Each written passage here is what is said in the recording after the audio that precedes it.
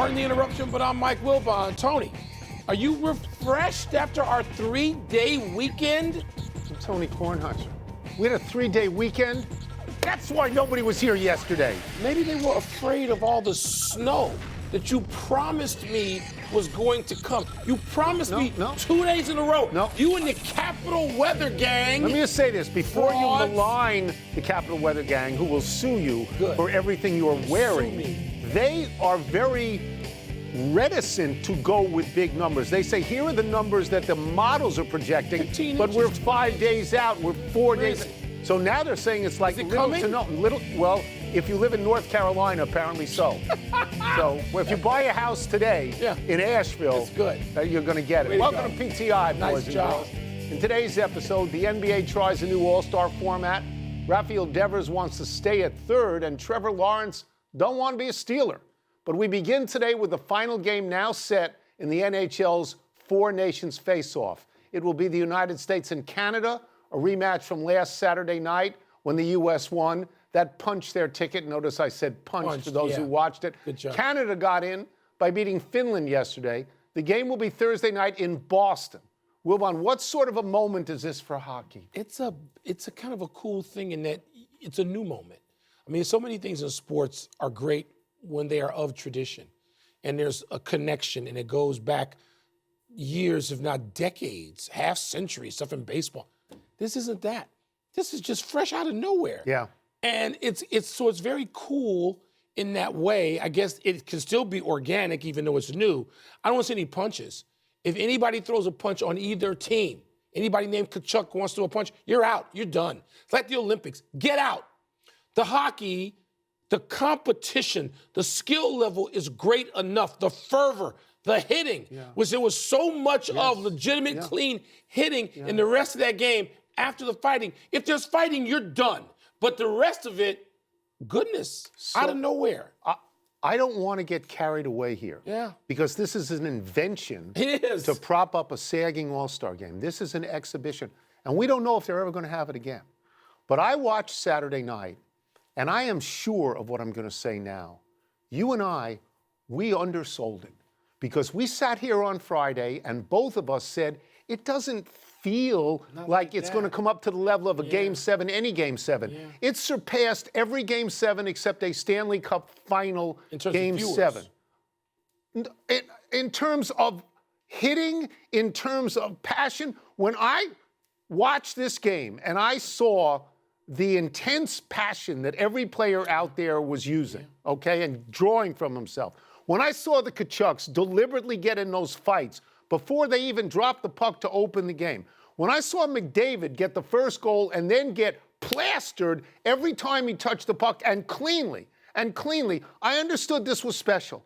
And so I believe that this game on Thursday night is special. Already a sequel. To me, it doesn't get any better than the United States and Canada, first in Montreal and then in Boston. This is all you could want. Yeah, no. Right? Yes, it is. And by the way, if the sequel matches or even approaches what we saw Thursday night, then you have to have it again.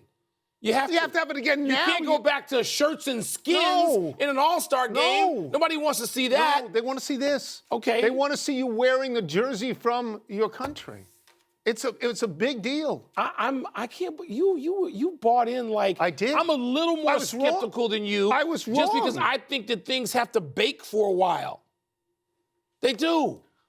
I mean, suppose the sequel doesn't live up, and then you go, all right, it was once. Okay. By the way, I'm not betting against it. I'm just saying, show me. I will grant that point. But I'm saying this has been so good that you have to maneuver the schedule. I understand there are Olympics. I understand there are World Cups. I understand all of these things. You have to find room for this because your All-Star game, like other All-Star games, stunk, and this is better. McAvoy's out Thursday night. One, that could change the tenor of the game, given the level of defenseman he is. I mean, you get a 5-1 stinker, clunker, maybe you don't feel that way. And by the way, what happens going forward if he's out for weeks and weeks is this was the scary thing. This is why players don't really want to have true competition in All-Star games because they could lose a lot of stuff. Let's move. Speaking of All-Star games, let's move to the NBA All-Star weekend. Mac McClung was pulled out of the G League again to win his third straight dunk contest. Chris Paul and Victor Wembanyama cheated and were disqualified from the skills contest. Tyler Hero won the shooting contest, and Steph Curry was named MVP of the NBA's new All-Star tournament. Wilbon, what were the highs and lows of the weekend? I'm going to be particularly critical now because, you know, one of my favorite things in life for about 30 years was All-Star Weekend, the whole thing. Yeah. The three-point shooting contest, the dunk contest, the game itself, which had showmanship but also serious competitive urges. And now it's such junk that they want us to care more as patrons and viewers about their product than they care, that they have to now invent things, invent ways to get people to watch because the players themselves, the All-Stars, didn't care enough to play. That's an indictment, okay? So I checked out. I didn't watch 1 second other than Mac McClung. I happened to land in Miami for something I was doing, and I said, let me just turn it on. And Matthew said, Dad, we got to see the dunk contest. It's still on. I turn it on, and McClung's jumping over a car. Yeah, and he means more to us because he's a Georgetown because kid. it's Georgetown. Part. Absolutely. So that was kind of cool. And the rest of it, Tony, they lost me. Yeah. They lost me, and, you know, I love professional basketball, and I love all that is attendant to it. By the way, they've lost people like Draymond Green who go, There are people critical in the industry, all right, a lot more intimately than I am, and they're going, So none of it was a high point to me except McClung. Let's be fair here. This is the NBA All-Star Dunk Contest. Agitated. He's in the G. He's not in the NBA. He's not in the NBA, okay? What you said about Draymond Green apparently said of the NBA games, they're boring. And he said of the All-Star stuff, he says it's ridiculous. That's his word. Yeah. So let's go forward for a second. I think that the NBA has to look at hockey as a model. I think that they have to try something new and they have to have the support of the players. The reason the hockey works is the players are playing passionately. Yeah. NBA players haven't done that in the All-Star game in a long time. No. They have to get rid of what you would call hocus pocus junk, which is what this is. For many years, you said it should be NBA American players versus against the world. I'm going to go further. I'm going to take this hockey format. A United States team, a Canadian team, a French team, and a team composed of European and African and Australian players. If you don't have enough current NBA players, use former NBA players or people on the national teams. But we are seeing what it means in hockey. That could, I'm not saying save the NBA, but the NBA players have to want it. NHL players don't have the worldwide cachet and therefore leverage that NBA players have. That's right. And NBA players, as we can see, they do exactly what they want and usually nothing more. And Adam Silver, let's be honest about this, Adam Silver tried to push this a little bit. I've asked him on camera several times on this network about U.S. versus the world, and I know Adam was interested in it. He couldn't sell it. The players don't want to be competitive during their 9-day break. And so, therefore, this is what they get. That's no good. And guess what? The public is saying, no, I don't want this. It's no good. It's no good. So you know what? They're not desperate enough. Well, and so they won't do it. The NHL has found a better way. Yeah. The NBA could find that better way if they wanted to. Who they're going to make do it? 3 of the best 10 players in the game didn't even play the All-Star game. They're going to make guys making $60 million doing it? No, maybe not. $70 million soon? Maybe not. On this day 39 years ago, the Spurs guard recorded the second ever quadruple-double in NBA history. Robertson had 20 points, 11 rebounds, 10 assists, 10 steals in a win over Phoenix. Nate Thurman first accomplished this feat in 1974 in his first game ever with the Chicago Bulls. There are only 4 quad doubles ever. 3 of them took place in Texas.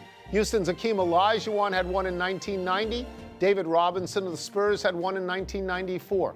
Everybody starts out with points and rebounds, but then there's assists, steals, and for big men, blocks. Nikola Jokic, ton of triples, but career highs of only 7 steals and 5 blocks. Russell Westbrook, 8 steals, 5 blocks. I'm betting on Wembanyama. Ooh, I think Wembanyama will be the guy. Yeah. By the way, Alvin Robertson, the toughest guy in the Valley. From my time, the previous generation, if you said you got to take one guy in the alley with you and fear no evil, who would that guy be? Alvin Robertson. Happy trails, Jannik Sinner, the world's #1 ranked player, has accepted a 3-month suspension to settle the doping case against him. Sinner tested positive for steroid twice in 8 days last year. He says he absorbed it when a trainer treated his own finger cut with a banned substance and then massaged Sinner. The timing conveniently allows the Australian Open champ to play in the next Grand Slam event, the French Open. Novak Djokovic said the settlement feels like favoritism. Nick Kyrgios called it a sad day for tennis. Stan Wawrinka said, I don't believe in a clean sport anymore. Wow. Look, you can choose to believe Sinner didn't do this intentionally, but the explanation he has given feels non-credible. Here's my problem. I don't know whether this is this creatine or andro? Which is it? Is there a discernible advantage you gain from doing this? But I will say this, for those guys to come out like that on the record, that's strong. That sways me a little bit. It does. Let's go to the big finish. Let's do it.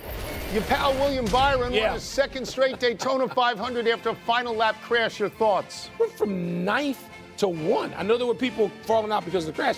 9th to 1, the final lap is still pretty impressive. Draymond says the Dubs will win the title this year. Your reaction? I love Draymond Green. I will take the under on this. I will bet against Draymond Green on this one. Your Cubs agreed to a one-year deal with Justin Turner. Is that significant? He can DH. He can play third and first backup. He's a great locker room guy, but he's 40. Okay, I'm happy to have him. We got expectations this year. Women's college hoops. Notre Dame beat Duke. UConn crushed South Carolina. The bigger deal was... Oh, it's UConn. It's at South Carolina. Wow. They had won 71 by like in a 29 row at home. They killed them. Kill job. Oh, wow. Kill job. Last one, Vandy's Michaela Blakes scored 55 in an overtime win over Auburn. You impressed? Yeah, how about that coming on the heels of scoring 53 at the end of January? We got to start paying more attention to Miss Blakes. We're out of time. Try and do better the next time. I'm Tony Kornheiser. I'm Mike Wilbon. Same time tomorrow, Knuckleheads. You can get the podcast on the app or Apple Podcasts. I don't want to offend Charles Oakley, our dear friend Charles Oakley. Toughness. So I'm going to put Robertson right there, but Charles, he's there too.